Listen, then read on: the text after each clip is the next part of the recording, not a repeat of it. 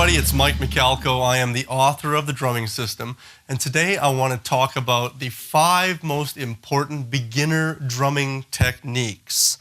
And this comes from, brand new students coming in saying, where do I start? What do I got to do? And so let me tell you, okay? The first thing, and believe it or not, is the most important part about drumming, is how to properly hold the drumstick. I've mentioned before in some of my other DVDs that I held the sticks wrong for about 10 years, and I don't want to see anybody ever do that, because doing something wrong for 10 years is just not a good thing. So let's get started right off the bat with how to hold the stick properly. So I'll break this down as quick as I can. I'm just going to sit on that one.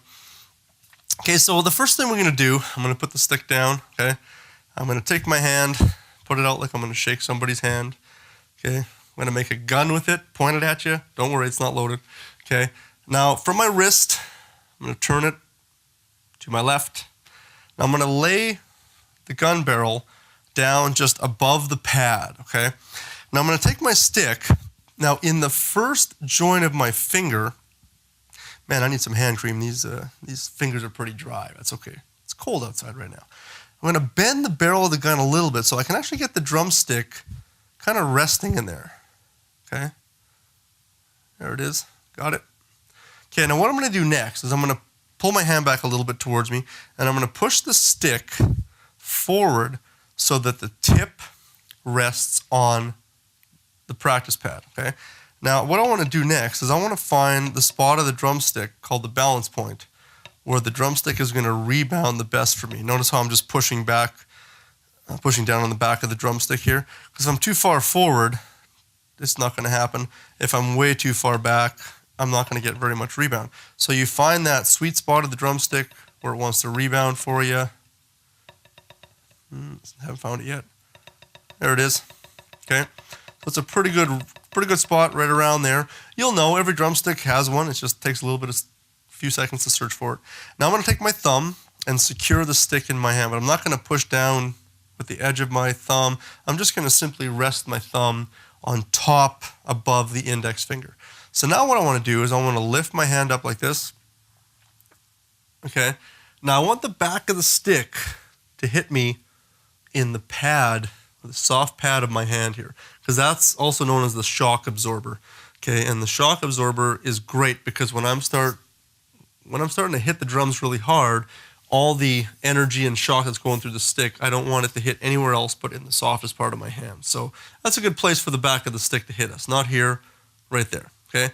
Now what I'm going to do next is take my back fingers and I'm going to gently wrap them around the stick like this. I'm not going to clench the stick, okay? I'm just going to secure the stick in my hand. So oddly enough, it's a pretty loose grip, but tight enough that the stick's not going to go flying out of my hands, okay?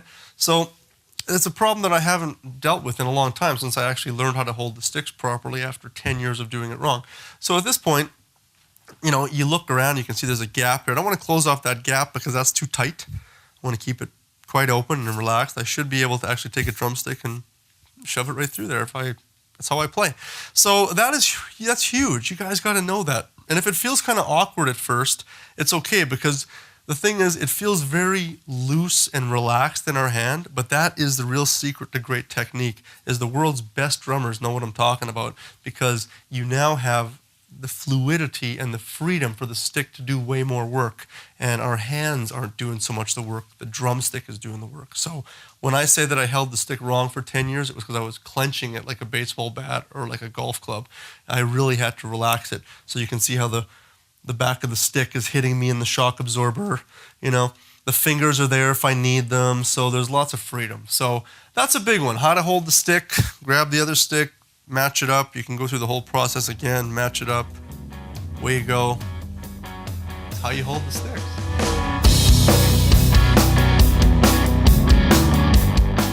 So now that you know how to hold the sticks, the next thing I want to talk about is playing from the wrists. And the reason this is so important is I see so many drummers, even that have been playing for a few years, that are playing like this. And I always say it's like the Energizer Bunny kind of look. And it doesn't work, okay? Because we're not robots, we're not machines, we're humans. We have lots of flexibility in our limbs, especially in our arms. So I just, I try to practice like this just for fun, and I can't. I can't go longer than 15 seconds because that's just way too much work from the elbow. So if I was to play, whether it's my favorite drum beats or drum rudiments or just moving around the set, just having some fun, I want to play from the wrists because the wrists are the motors of drumming, okay? And I'm isolating the wrist, very little bit of energy is being used. So if I'm just going to play single stroke rolls from the wrist, imagine doing this. Like that just is going to get so tiring so quickly. So if I'm just playing from the wrists, I can be very relaxed. Let the sticks do the work. Let the drum head or the pad do the work.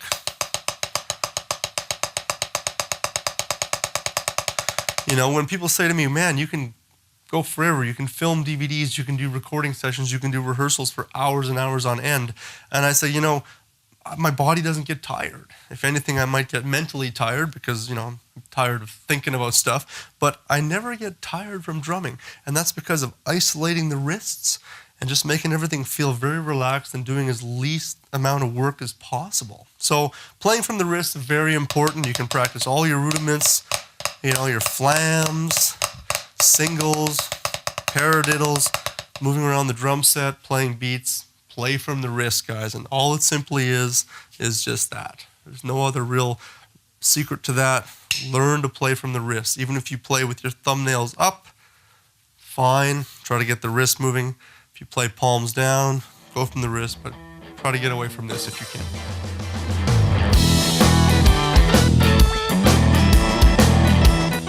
The next thing I want to talk about is something called a medium full stroke roll, also known as a half stroke roll for some people. The medium full stroke is a 45-degree angle to the drum, okay? So you're going to get a medium volume. You're playing not fully up like this and you're not down close to the pad. You're playing about a 45-degree angle. Now, whether you play with French grip, okay, whether you play with Germanic grip, American grip, it doesn't matter. Traditional grip doesn't matter. But the main thing is to try to keep your stick heights as consistent as possible. And you can practice a single stroke roll by focusing on the tips of the sticks. Make sure they're coming back to, the same point that they left. You don't want to do this. Try to keep it really consistent.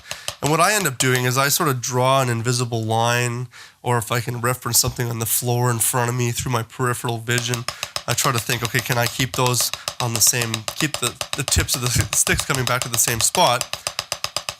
That's good, because now I'm able to get, a roll with more volume.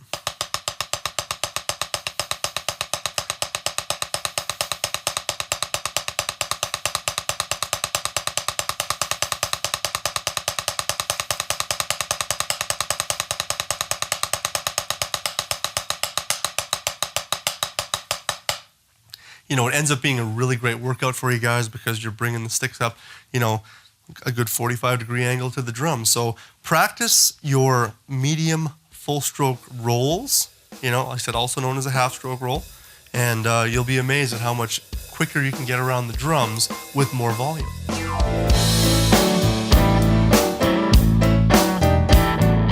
Okay, so let's now talk about rebounding double strokes. Majority of young drummers, and I say young meaning someone who's just started playing, when we learn the double stroke roll, you learn right, left, right, left. But most people, even with their wrists, can't even go.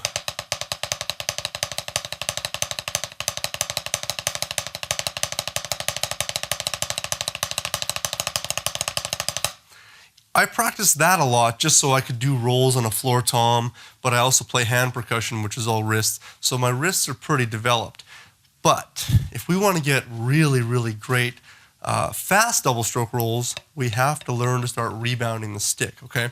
So as I mentioned in the section on how to hold the sticks, you want to make sure you've got that balance point where the stick is going to rebound for you, okay?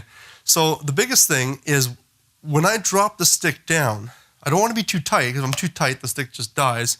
And I don't want to be too loose, because the stick is going to sort of flop around like a fish out of water. So I have to learn to control the drumstick. So when I do drop the stick, it gives me one extra note following. Notice that? Once again, can't be too tight, can't be too loose. So you got to find that real nice happy grip. We call it the happy grip, okay? In each hand to learn to start rebounding the stick. And don't be afraid. I see people kind of going, like, try not to play that second note. Trust your instinct. You'll be amazed. It's like a basketball. Throw a basketball down and leave your hand flat. What happens? It bounces again. You know, you grab the ball, it stops. Don't grab the ball, don't grab the stick. You know, just let it bounce. Let it be natural. The way I demonstrate this is look what the stick wants to do. I mean, it wants to keep going.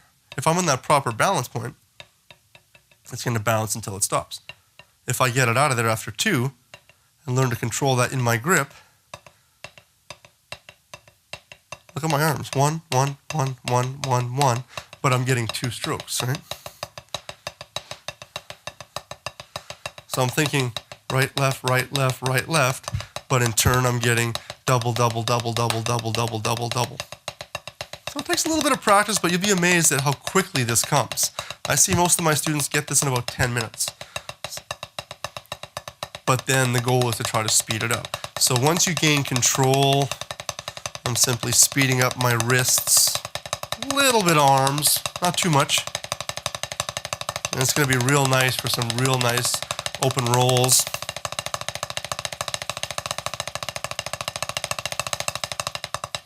So that's a huge bonus, is to be able to rebound that double stroke roll.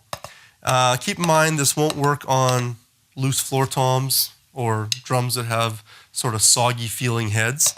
That's a wrist stroke. We got to play a wrist stroke. But for anything that's bouncy like a hi-hat or cymbals, snare drums, practice pads, that is how you rebound a double stroke roll.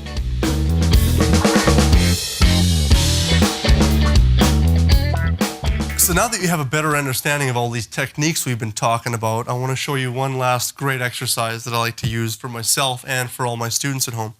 And it's simply just practicing single stroke rolls to double stroke rolls, because the concept is similar, but there is a difference, okay? So let me demonstrate and then we'll talk about it.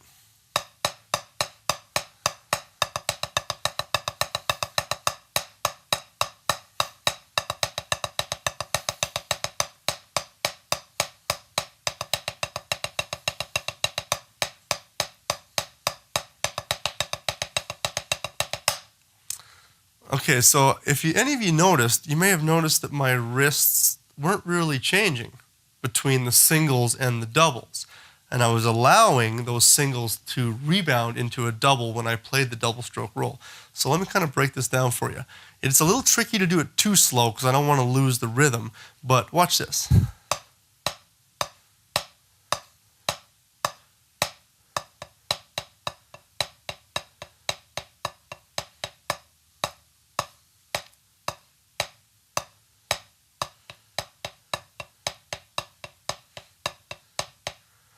Now, because I'm going slow, I have to kind of help out that second note for the double a bit. But as I go a little faster, the rebound is just going to take over.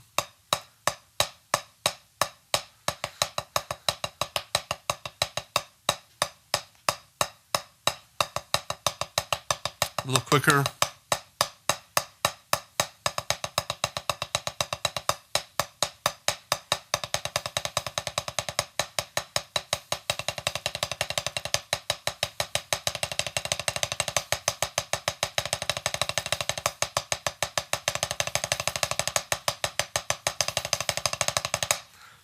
And I remember when I first learned this, I thought, wow, what a cool concept, because now I am mixing between the single stroke roll and the double stroke roll, but I also liked how it sounded.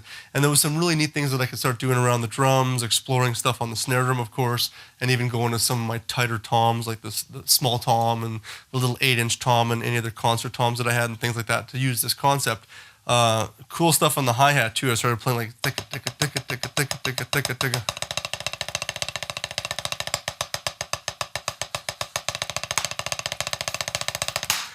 And it just started getting my drumming really exciting for me. It was quite cool, some of the stuff that I was able to pull off. But be patient with that, because, you know, you don't want to do it too slow. I tell my students, don't go too slow, because here's the thing. If you go tap, tap, tap, tap, tap, tap, tap, tap. And I always say it's really hard to get a controlled rebound in time that slow. So try to find a tempo that's going to work for you, that's going to start to help you with this technique. Because even if it's a little sloppy at first, that's fine, but you don't want to spend too much time on something that's slow, that's meant to be fast. You know, I say you never want to push yourself, but you never want to stay at the back of the race for too long, because you're never going to get to that finish line anytime sooner than you're hoping for. So that's another great exercise. So practice that one, guys, and you'll see exactly how much fun that can be around the drums. So thanks for hanging out with me. I really appreciate that. My name is Mike McCalco. I'm the author of The Drumming System, and you can click on the link below to find out exactly what the drumming system is. It's a lesson pack full of everything you may possibly want to learn on the drums. If you want to see my face on your TV at home all the time, we can hang out and talk drums from now till eternity. See you soon.